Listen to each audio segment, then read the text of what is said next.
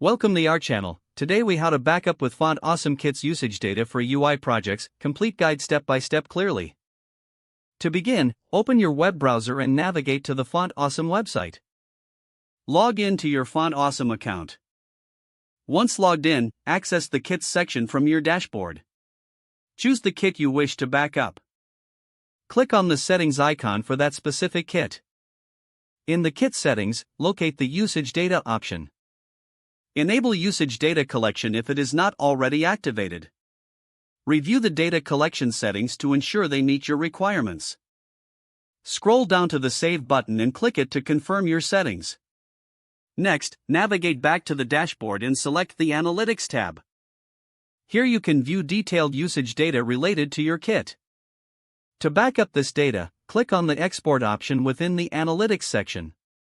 Choose the format in which you would like to export the data, typically CSV or JSON.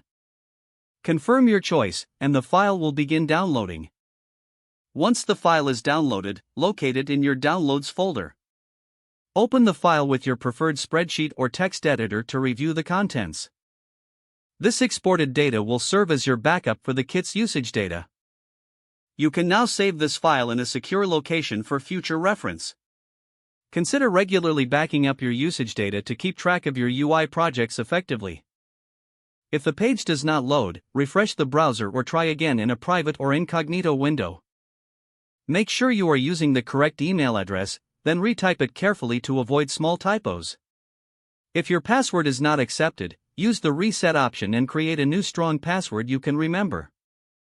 Check your spam folder for verification or security emails, then complete any requested confirmation steps. Enable two-factor authentication if available to improve account security and reduce unauthorized access risk. After signing in, review your profile details so your contact information and settings are accurate and current. If you see an error message, note it down and try again after restarting your device and internet connection. Log out when you finish, especially on shared devices, to keep your account and payment information secure.